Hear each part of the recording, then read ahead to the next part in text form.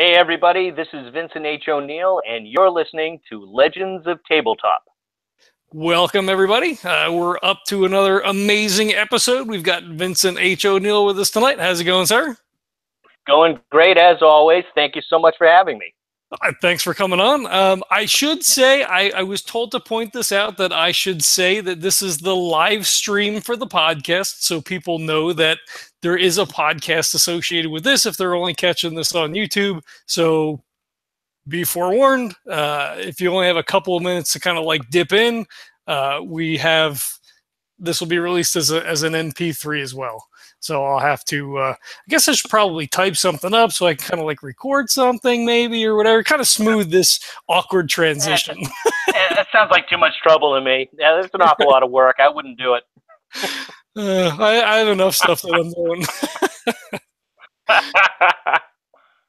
So we met at Necronomicon. I think I bumped into you in 15. I don't know that we really talked, but I caught a couple of your panels and, of course, came up and was like, hey, of course, you should probably come on because we do a thing. So how was Necro for you this year? Well, it was really good, actually. I had a great old time. You mentioned that, you mentioned 15, like 2015. I've been to every one of them so far, and we're talking about the Necronomicon Providence that takes place in Providence every other year. And the reason it's every other year is because this thing is so darn. I go to a lot of different conventions, a lot of writing cons, and I have a great old time at every one of them. But nothing has the scope of that convention. You've got live radio, you've got panels, you've got the game room, you've got the place where they're selling everything.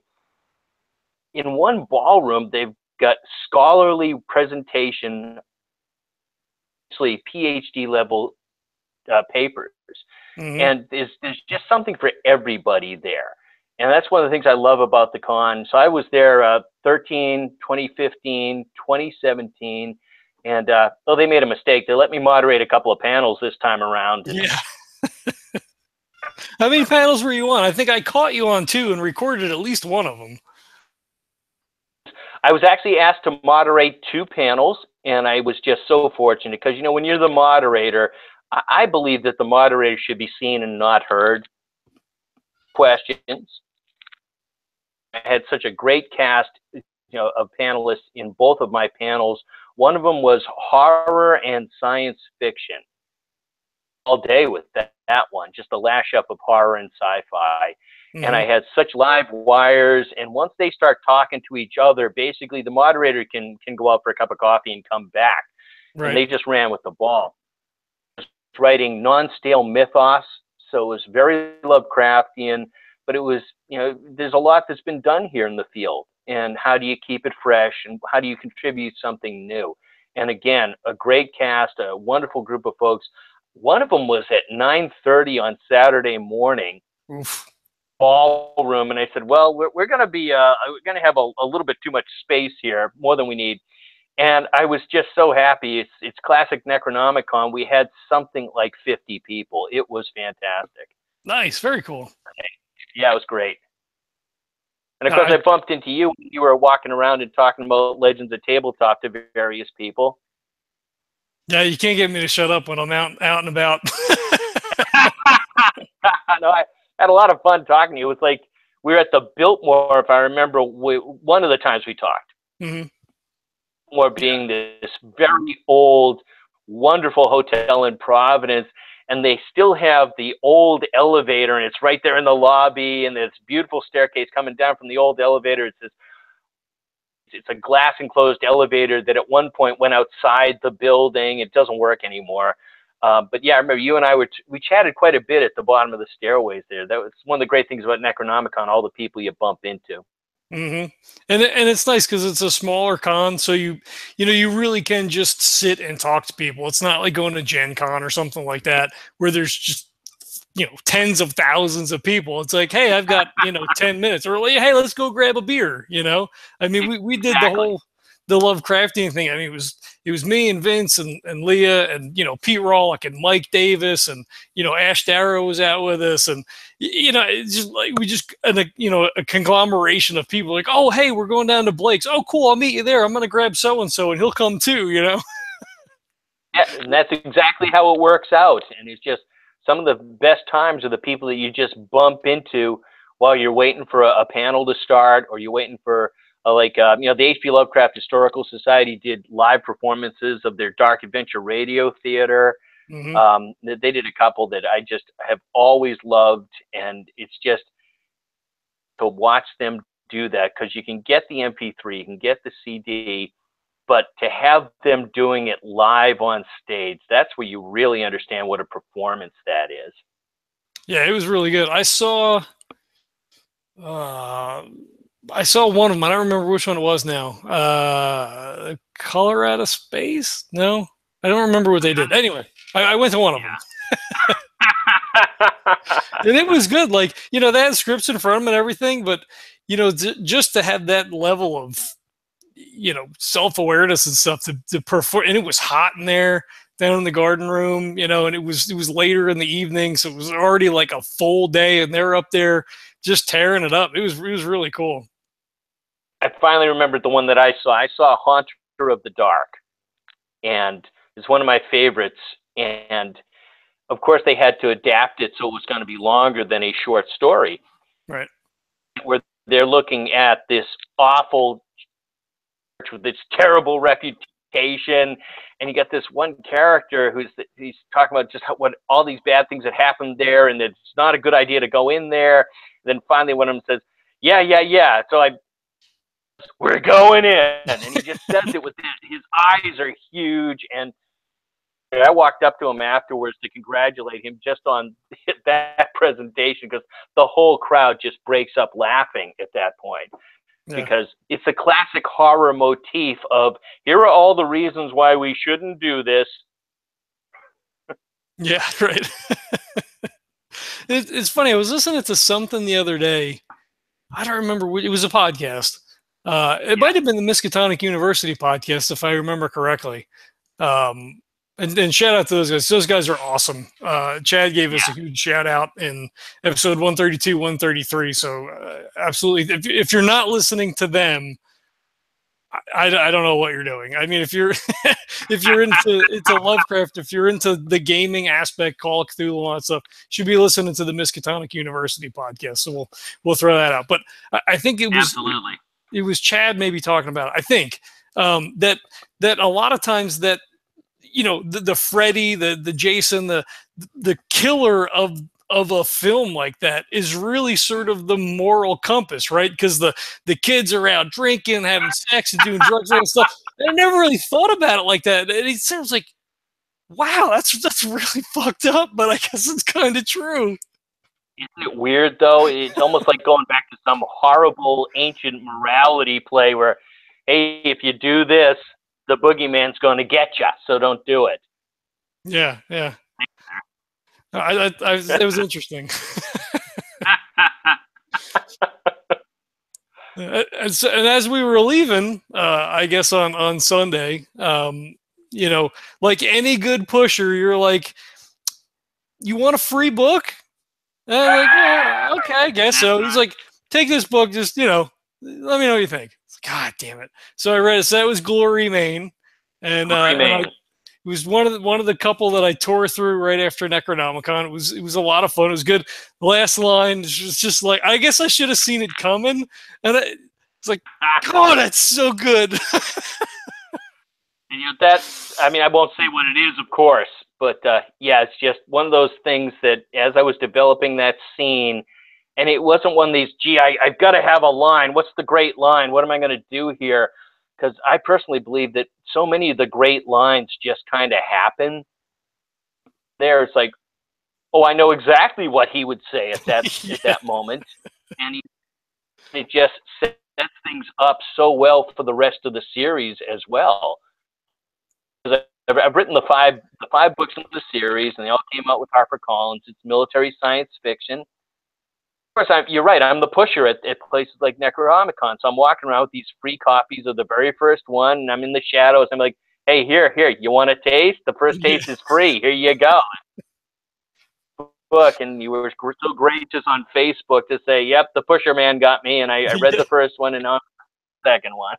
Yep, I ordered it. It's on my stuff. I don't have like a stack of shame. Like I have a bookcase of shame because I just so it's on the bookcase of shame. And things have kind of settled down a little bit. I just went back to a book edited by Brian Sammons and Pete Rawlick. It's The Legacy of the Reanimator, I believe it is. I picked it up at Necro. I had Pete sign it for me. So I was diverted away. So now I'm back and I'm trying to finish it. See, that's one of the funniest things that's happening to me right now is I'm like you. I've got the to be read pile and then the larger to be read pile. End up reading like 3 books at once, which I really never used to do that. Mm-hmm. They're like 3 separate genres, and while I'm reading one of them, I just felt like reading something in a different genre, so I started reading that. He comes up to me and says, "Hey, this one here is really, really good," and you get it, and you find out that they were right, and then the other 2 get shunted aside, and then it's awful because now it's sitting on the top of the to be read pile. Is basically, you know, you started it, and now you're not doing it anymore, and it's kind of looking at you with reproach. Mm-hmm. Yep. Vince does that. Vince will read 2, 3, 4 books at a time, and they're all, you know, some of them may be like, you know, something about writing a screenplay, or you know, something like more technical. We kind of pick it up and put it down. I can't like I mean, I guess I'll do it a little bit. Like I'll be reading, you know, an RPG manual, or I'll be, you know, trying to put together something for a game. So it's kind of, I won't read different novels together.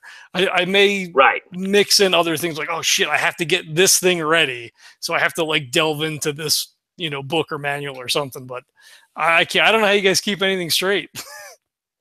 Well, it's tough. And, you know, the funny part is that, so I was in the hospital. I actually had my appendix burst on me one night. So I was in the hospital, and I was lucky in that I was just about to take a trip. So I actually had prepared a bag to go on the trip. This book in there that I had read years before, and it's a history book. I love reading history of the Borgias. You know, so this is the family in Renaissance Italy, and they've got this terrible reputation, and it's kind of hard to tell if they really deserve it or not. They were a rough bunch playing with a rough bunch of people. And you go and reading through this thing. So I'm reading it during my recuperation, and this is where you suddenly realize just how much that Niccolo Machiavelli, the role that he played, and I had forgotten that he was one of their contemporaries and that he had a lot to do. He actually had a high opinion of Cesare Borgia. So this was the prince who was running rampant all over Italy. Right. And so, of course, Machiavelli's famous work is The Prince. Is on how you're supposed to behave. Is it better to be loved or feared? And so I said, I got to read that. I got to read that. And it's short. Well, the thing is, it's a text, really. It doesn't just read right through. And I made the mistake. I got a library copy, and I tried to read right through, and you just can't do that with that book. And so what I did was I went and got my own paperback copy. It's almost like I'm taking a course in Machiavelli at this point. So I'm sitting there with my notebook. I'm writing down the page numbers. This is what he said here. I'm highlighting this. And I'm coming up with all these great quotations. But it's the only way to read it. And while I was reading that, then somebody handed me a novel. Nice little snackable lessons in The Prince. So I'm only like halfway through it with the marking up and the edits. But it'll be, it's like reading a textbook at this point. It'll be just fine when I go back to it. Yeah. It's a few hundred years old. It'll probably keep for a couple more days. Exactly. Other people, better minds than mine, have explored this work. Yeah. I have a copy floating around somewhere over there. Did you watch? I think it was Stars did, or it might have been Showtime did the Borgias. Did you catch that at all? I did watch that when I got out of the hospital. I was really on a Borgias kick, so I watched that, and it's a great cast. And the guy they got playing Cesare Borgia is just fantastic. Irons plays the father of the Borgia clan, and he's the Pope. Mm-hmm. And everything that was going on there, the infighting, the simony, all the things that were going on here. And it's crazy. Did you see the HBO series Rome? Yeah, I have it. I own it. I was disappointed as short that it was, but that was really good. That was really good, and it's just so funny that you watch the Borgias, this is Renaissance Italy time frame, and you watch Rome, and it's essentially the same stuff. It's like, well, we're basically stabbing each other in the back for power, and it's a kill or be killed situation here. Yeah. Showtime series, The Borgias, I enjoyed it. I don't think it's terribly historically accurate. Okay, that's what I figured. It was very, because it's Jeremy Irons. How far wrong can you go? Right. The rest of the cast, they did a fine job of the casting. Yeah. It was good. I enjoyed that. I'm a history guy too. Like a half of one shelf is just all history, and it's all it's ancient history, it's medieval history, it's current history, it's warfare history stuff. I find all that stuff really fascinating, and I'll switch back and forth. Like I'll read that, and then I'll read a novel, and then I'll read that, and then maybe I'll read an RPG related book or whatever. So I'm always trying to mix it up as much as I can because there's only so much time in a day. Exactly. But it's that old thing that they say about reading. That reading is basically lifting weights for the brain, and that if you have the exact same routine all the time when you're lifting, you're going to have the exact same result. But if you change it up and you lift up and go up a different weight, you do a different exercise instead of regular sets, and it's going to just change everything up on you. And I think that that's one way to keep the mind sharp, to be honest with you, just trying different things. Yeah, for sure. Things, but in a different way. Well, it gets boring, right? So, like, if all you're reading is sci-fi, like after a while, as much as you love sci-fi, right, it gets kind of stale. I mean, you got to mix it up a little bit. And I would say the same thing about the history nonfiction reading that I do. Is that every now and then you really do want to jump into, you really want to grab a John Grisham legal thriller, or you want to grab some kind of a fiction work. Yeah. So does that go for writing as well? Because you're across a couple of genres. So you have Interlands is more of a weird fiction, horror motif. You've got the Sim War series, which is military sci-fi, and then you're also a big mystery writer. Yes, I was very fortunate. Some of the stuff that I've done basically followed the path of trying to get published.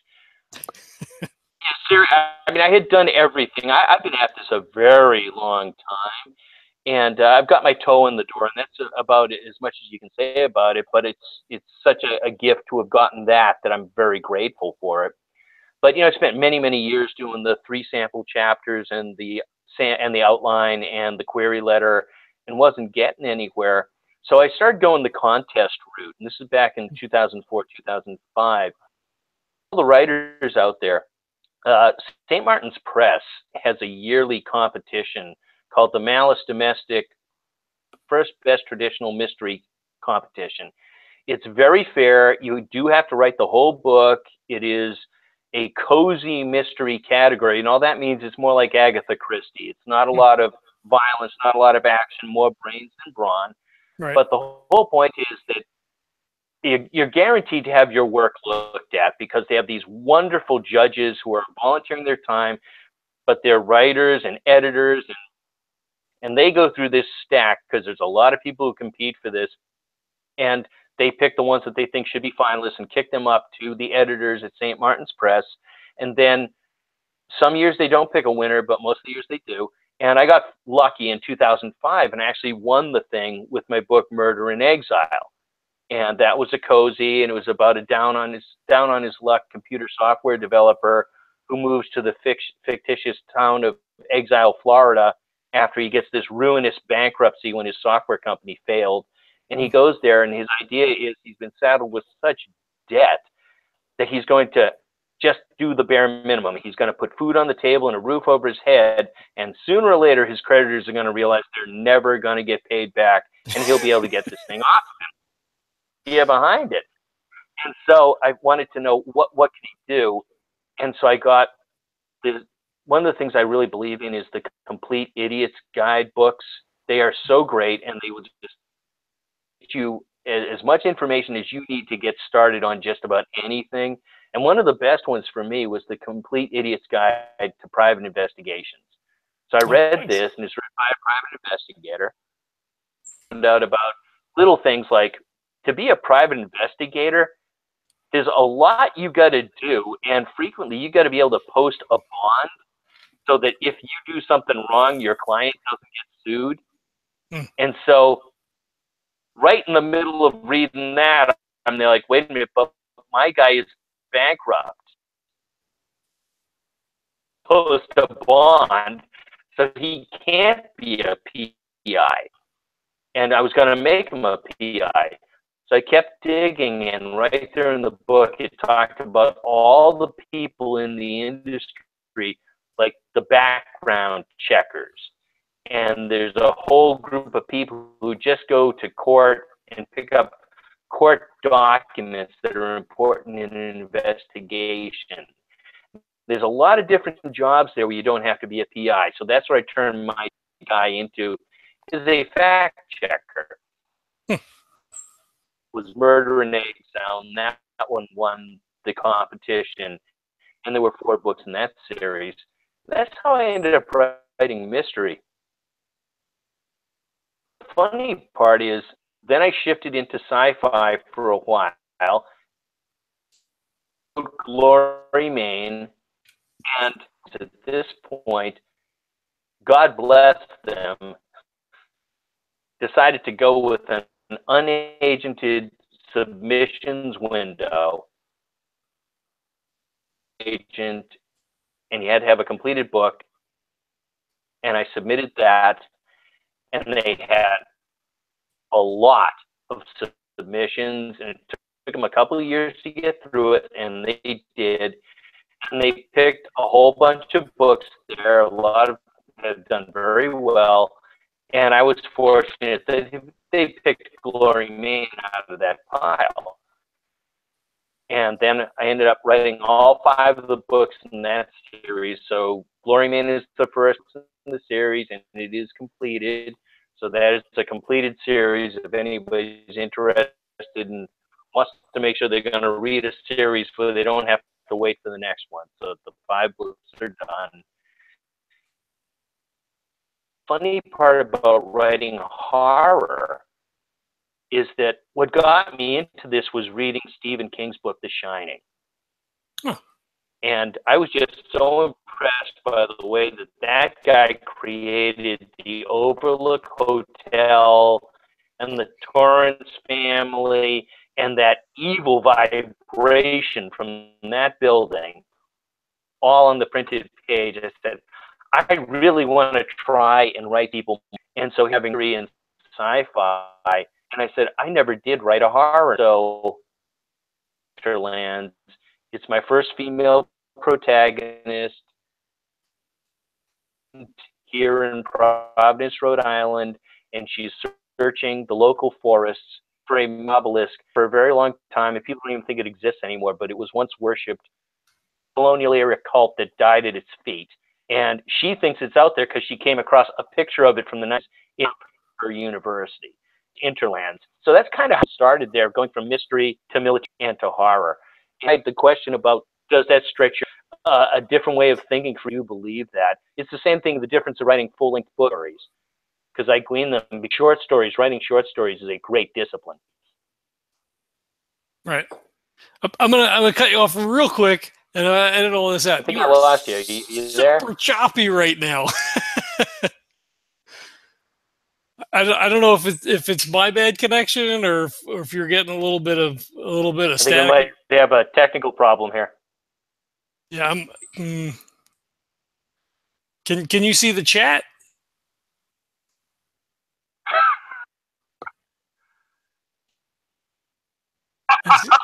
I'm sorry about that. I don't know. You're in and out really bad. Actually, all I've got is I can see you. I can see Ava that tells me how loud I'm being. Uh-oh. Um, See, I've never done it on the phone before. There's a chat function. Sorry about that. No, it's okay. Let me. So, can you hear me okay or no?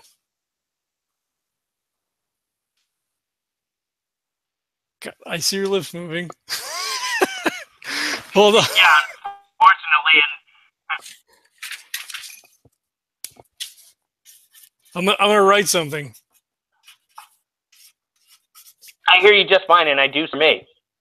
Oh, okay. This is sad. So, do you want to drop and then reconnect? Just use that same email to jump back into the Hangout. Maybe it'll reset the connection. All right, I'll do that. Okay, now you actually sound okay, but why don't we try that? And I'll edit all this. Of course. Of course, the moment that we decide to dump it, it goes better again. Yeah, no, actually you sound fine. So if you want to just plow through, we can plow through. I'm going here, and you'll. That must have been rather humorous, though, because I get animated in my facial expressions while I'm talking, and you didn't have any volume. So. Yeah, I could see your lips moving, and then it was coming out real slow, like you were trying to elucidate very clearly what your points were, and I could see you kind of.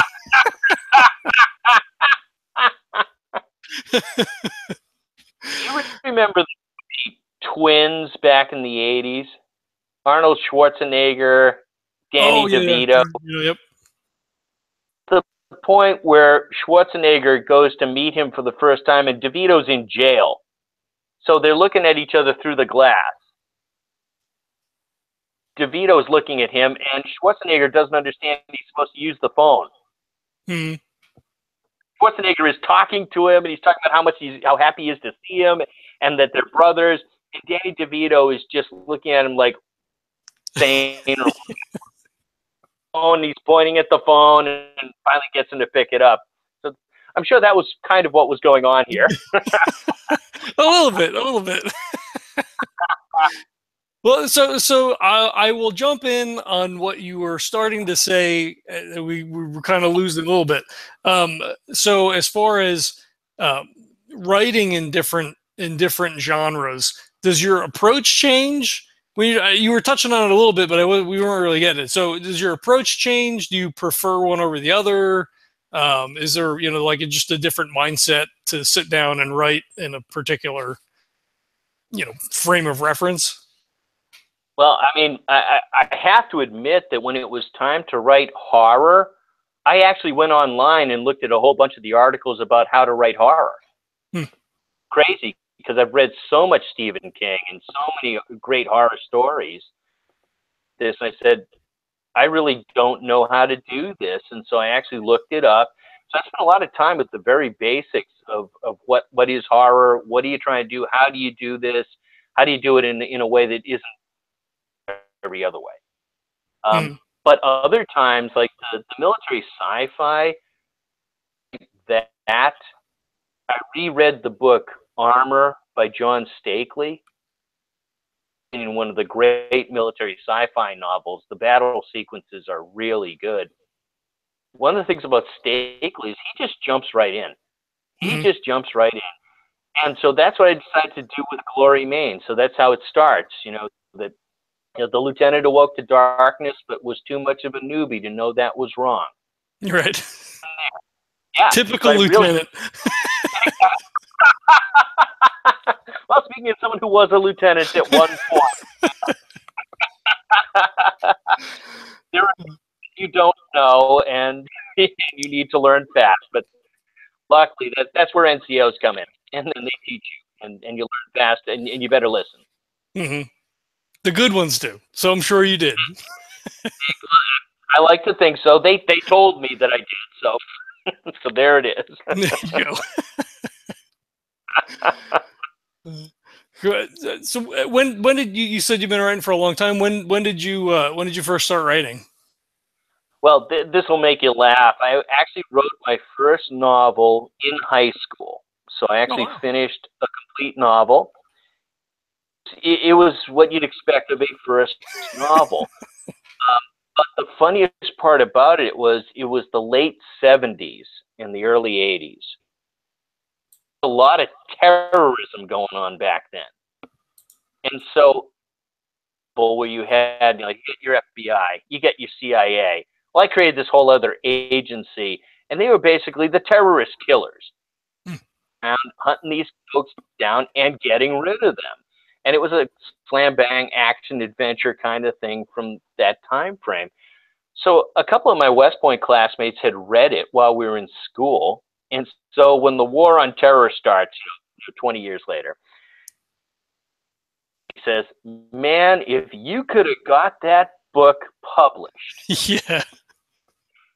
They said, you would have been hailed as a visionary or burned as a witch. Right. It was like predicting the war on terror. So unfortunately, it didn't see the light of day, but it didn't see the light of day. Right. It was a first novel.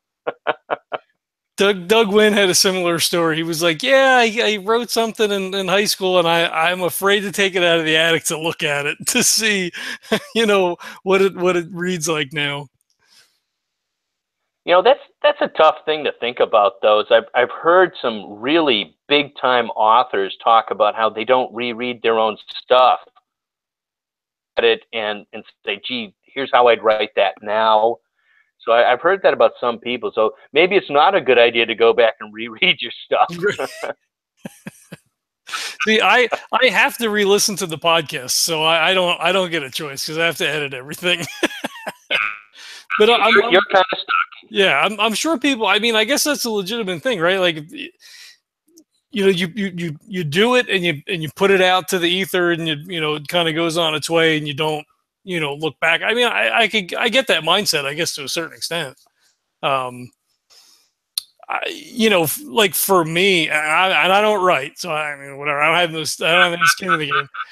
But I think, like, so from a podcasting perspective, I listen because I have to, but then I hear things and see things and can change things. Like, to me, it makes for a better podcast down the road because I have to listen to it. And you would think that writing would be similar, right? So if you wrote something at 20 and wrote something at 30, and you go back and read that, and okay, I see what I did wrong.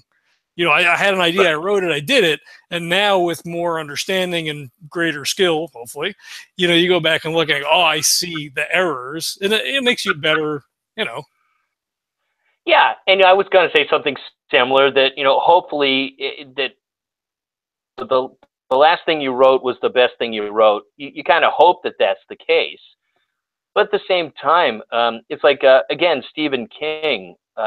His novella, The Long Walk,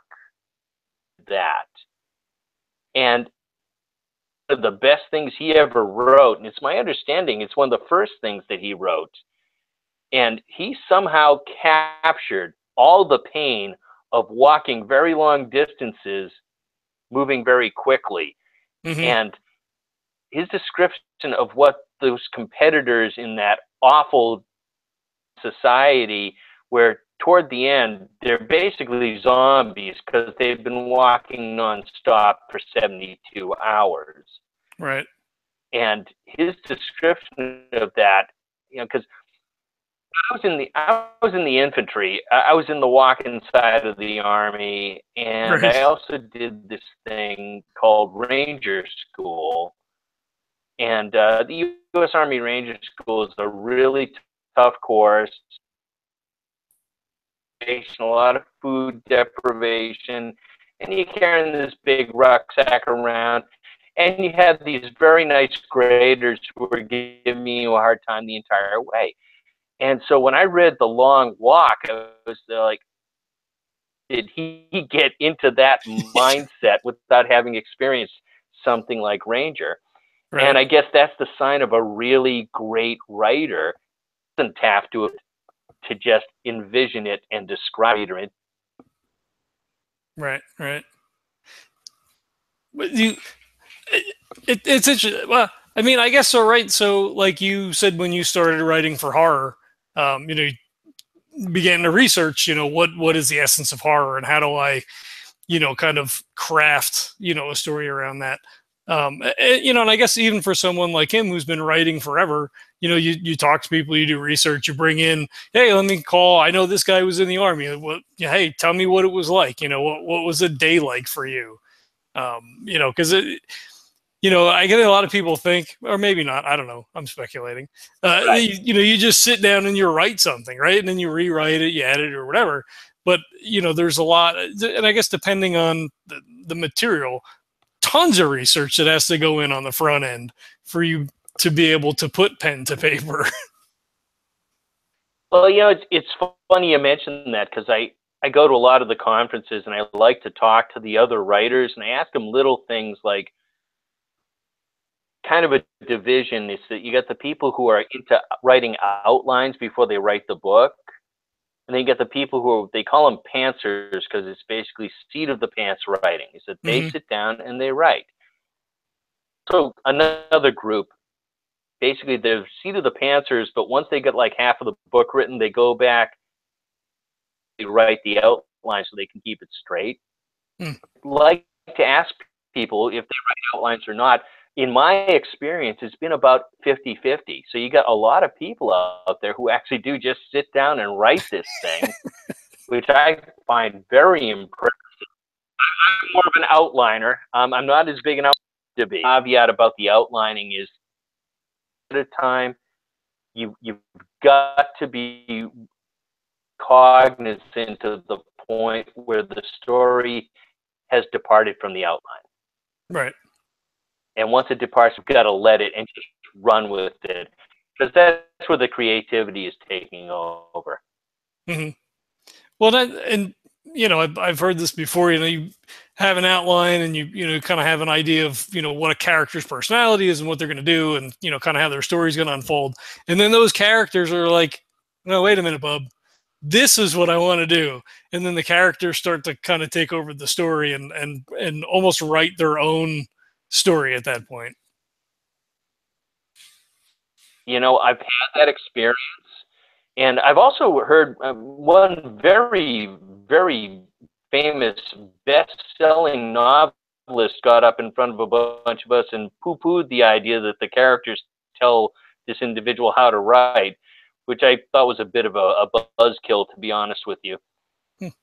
At any rate, it has happened to me where this character was supposed to walk in, put the groceries down, and walk out. And they just wouldn't do it. And they put the groceries down and gave you the best, funniest line of the book, and it just came out.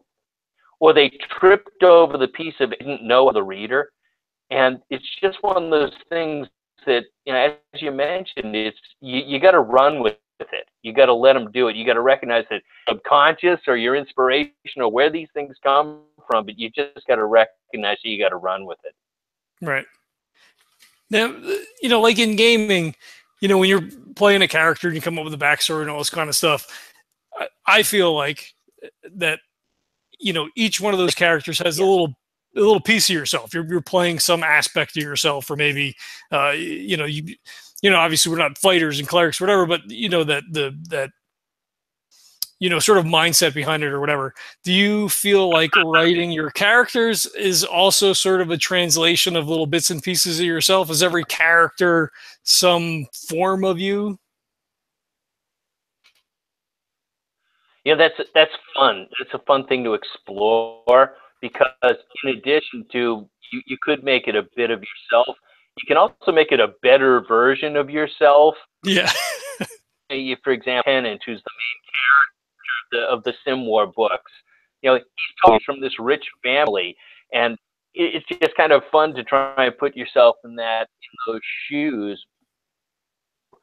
Um, I do try to avoid putting too much of myself into any of these things. I forget who said it, but somebody said, "List tells the story, and a bad one tells his own story." I try to stay with that, but at the same time, so many of my characters of other people that I met along the way is particularly in the Sim War novels, because I was in the Army for 9 years. I was in Airborne Ranger Infantry. I encountered so many great people and got to work with such great people.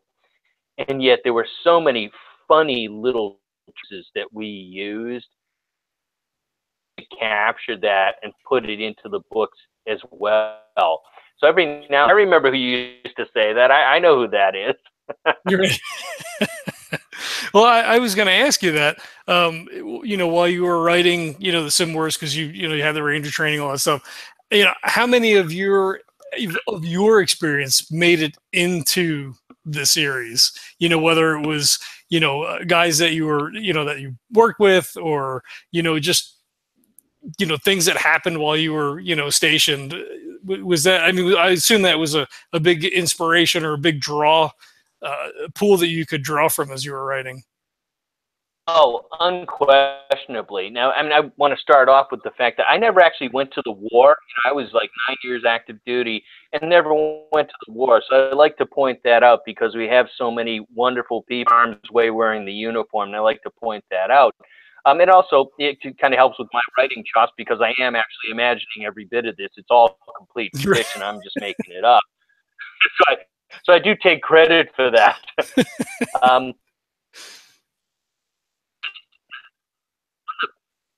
That my experience helped me with was when you had the to each other. You spend so much time around the troops under these circumstances where you're in the woods, it's raining out, it's dark out, it's cold out, and the humor that these folks have, and it's across the boards in the military, in my opinion. Everybody I worked with had some version of this humor, and part of it's a dark humor, and part of it's a gallows humor, but so much of it is very, very funny.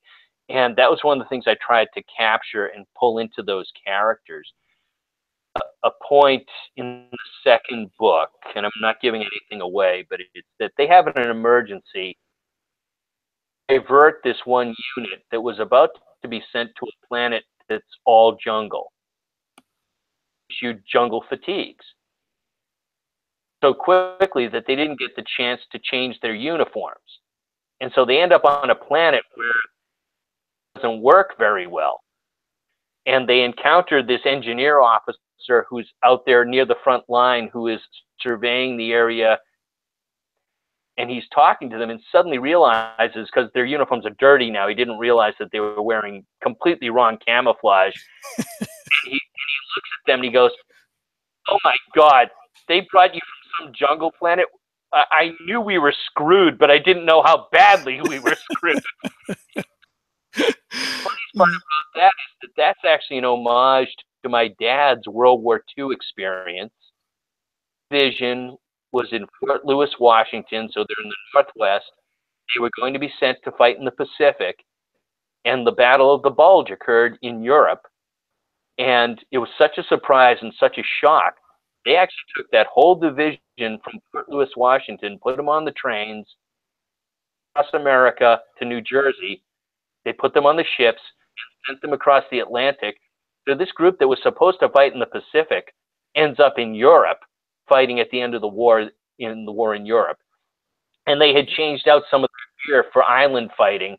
So here they are tramping across Germany, and they've got canvas slings instead of leather slings because leather rots in the jungle, and they got these special boots, and people looking at them funny, like, it's like, where did these guys come from? We were supposed to be on the other side of the world, actually. You're right. Emergency. Yeah, it was kind of an homage to my dad's experience. Cool. That's very cool. That's neat that you're able to do that. Yeah, it is fun. So we don't delve too much into politics or anything, but in reading the book, one of the takeaways that I got out of it, especially in our political climate being what it is that the Sims are like us, right? There's something off. It's not quite the same. I mean, is that an intentional thing going in where you trying to make a statement of like, hey, yes, we're in this war, this all-encompassing universal thing. They're going to try to wipe us out, but they're us. It's the same. We're the same-ish. I mean, they're not the same, but they're very similar. Right, and that, of course, that's you bring up that they're called the Sims, and they call them the Sims for a reason. It means similar or facsimile. That across the galaxy, we encountered these aliens that were humanoid. They're incredibly humanoid to the point that fiction that they are unhuman because, like us, they can't speak, and so they're an enemy. And I really wanted to play with this idea, see with their mannerisms how human they were. And then it was almost like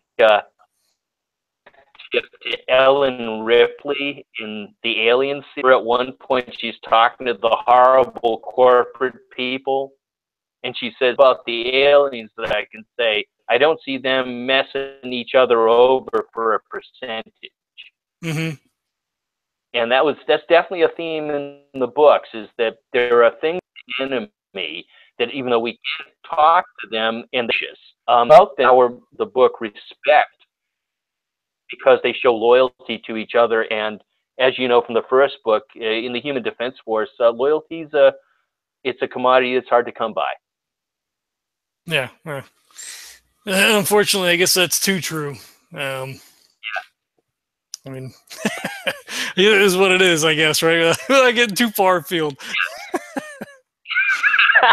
Well, but to address that, I also didn't make it uniform, so that you've got these are the units that are really, they've got good cohesion. They are loyal to each other. They're reliable. In the first book, Glory Main, you've got the four characters who don't know each other at the beginning of the book to a survival situation.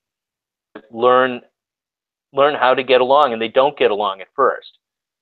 So that's another one of the lessons there, is that even if you don't get along, you have to learn. Yeah. No, that's definitely cool. I find it interesting that.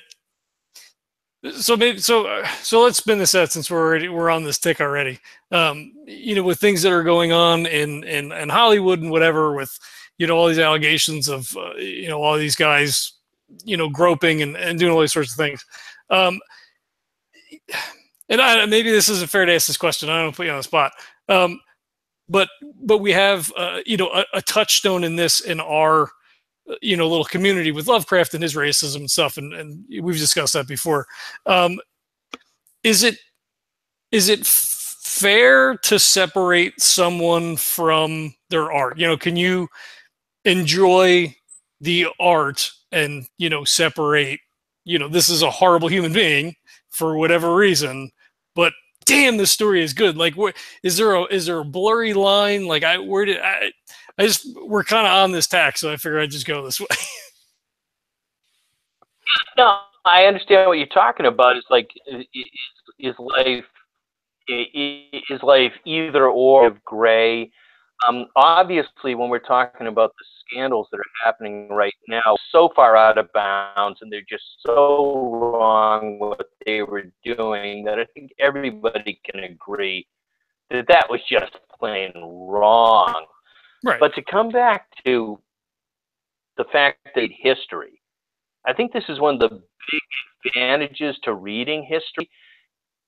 So obvious that everybody is a composite, and I'm not excusing anybody who's done anything bad. That the image that some of us were taught in elementary school about, well, this character in history was a perfect human being. She was not. And one of the things that comes out of history is that nobody's perfect or flawed, worse than others. And then there are some very, very bad people, and you're not going to excuse them for their behavior. So we've got a spectrum here, and every one of us has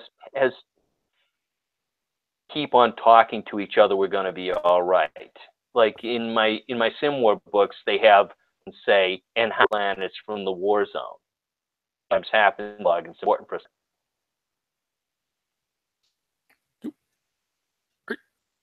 Oh, we missed the whole last bit.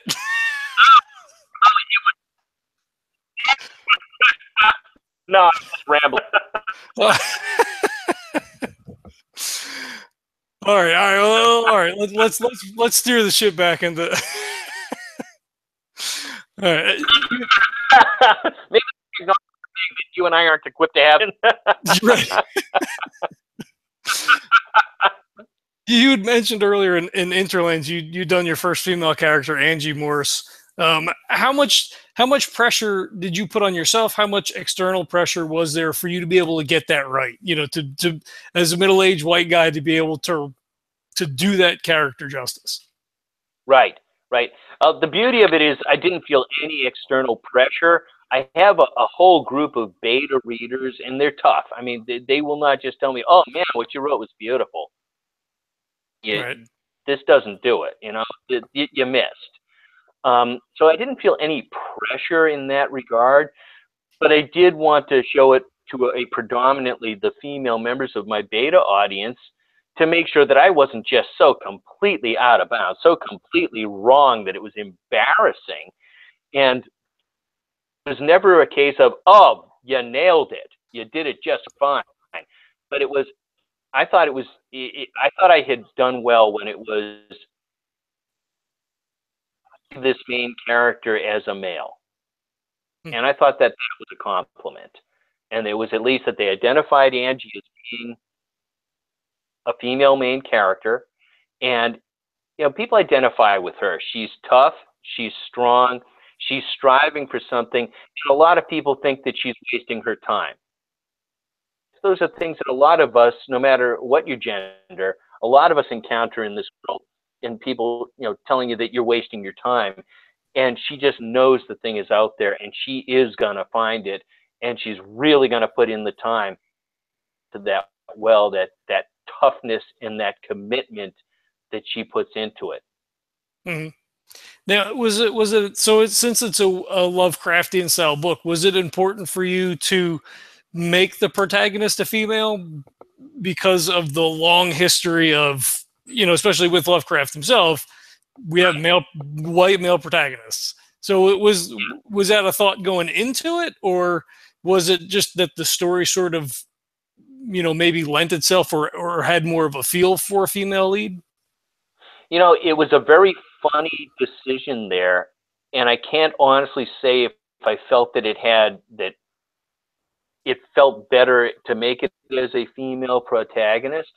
But when I was coming up with the storyline, I actually had not given thought to the fact that there's just not any strong female characters at all. That until I was halfway along here. And it was just, I think also because I was moving into horror, it was a different genre. I was starting very much with the basics. I think I was more willing to just kind of own personal writing because all my main characters had been male. And I said, wait, let's go ahead and try this and see. And that's fair, right? I mean, we're middle-aged white guys. Like, you write what you know. I mean, you have a touchstone in yourself to be able to be like, oh, I would totally say this or whatever, you know. Exactly. And I think that's also a way to grow as a writer, is to try and envision. I think something that the actors talk about, you know, inhabiting the skin of a completely different person.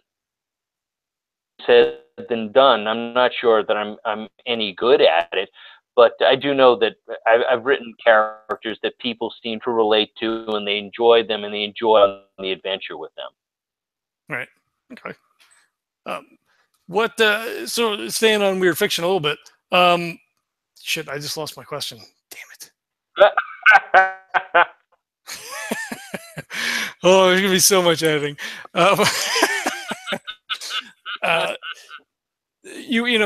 the panel that we recorded was the writing non-stale mythos.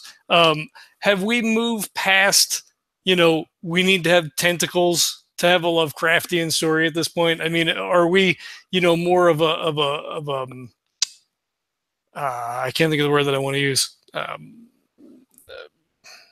More like a mood for a Lovecraftian. I mean, you know, because now we have, like, just on TV and movies, you have like Get Out, which is, Lovecraftian vibe feel to it. Like the first season of True Detective, which was good for about 3/4, and then it was like, oh shit, we have to end this season in 2 episodes.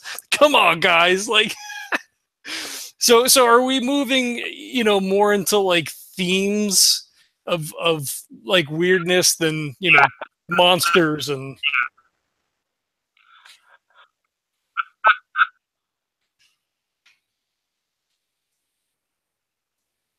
Oh, you're completely silent. I see your lips moving. Yeah, I mean, I understand the question, and that was definitely a question that we panel, and of course, job of answering it than I can. But I'm trying to remember some of the. We're back to this. Yeah, I think it was just super light because you started answering. Oh boy! Am I coming through? Now you are. Yep.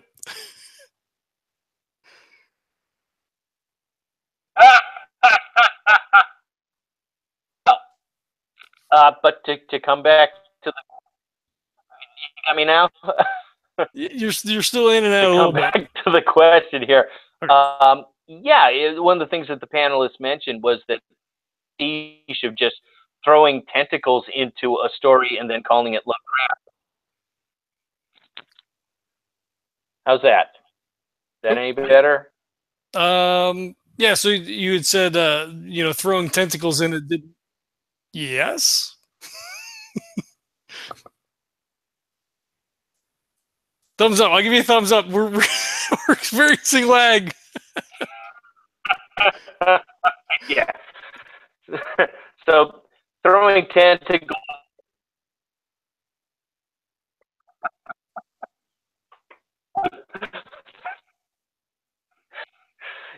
This is so funny because of our experiment trying to do this using my antiquated PC. So it's the curse of the technology.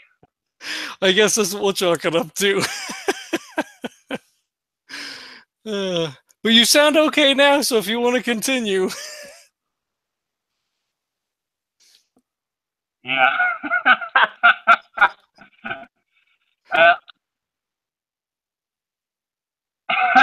Okay, well, I will warn you that I'm actually, my battery is starting to run out here. Oh. I just noticed this. Okay, so all right. We've answered that question too, is that it does burn up the battery pretty good. All right, well, so we can wrap here if you like. Do you have anything that's coming up, anything you're working on, anything we have to look forward to in the next couple of months looking into next year?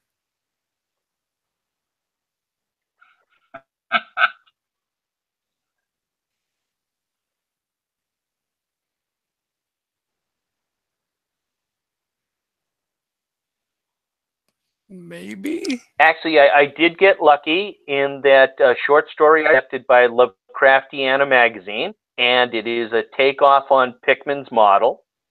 That's going to come out.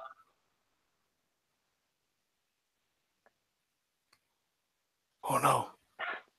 So I've got a short story, Lovecraftiana magazine in May. Pickman's model. That's the big thing.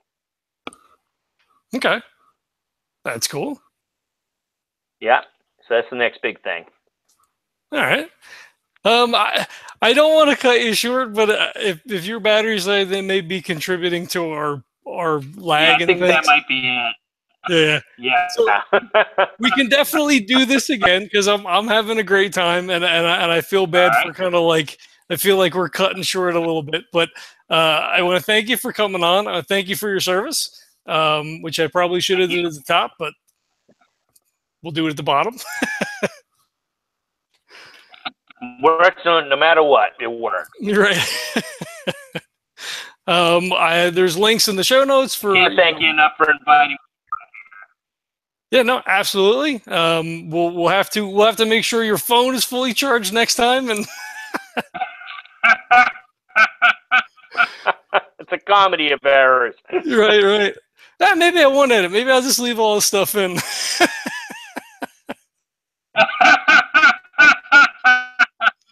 We'll entitle this one Incoherency.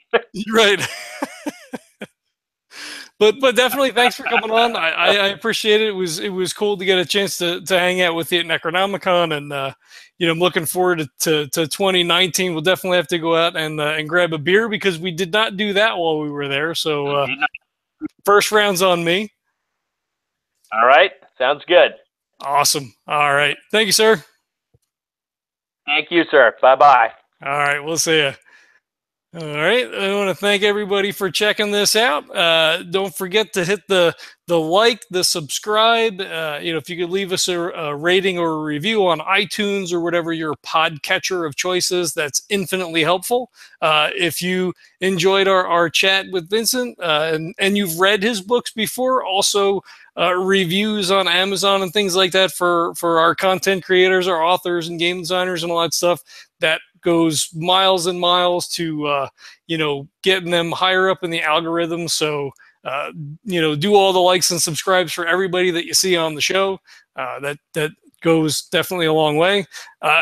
Hit the website, check out the link for the coffee. The coffee's good. That's what I was finishing up earlier today. It's a fantastic blend, a legendary brew by Legend's own Neil, runner of your favorite Fear Itself game and Rogue Trader.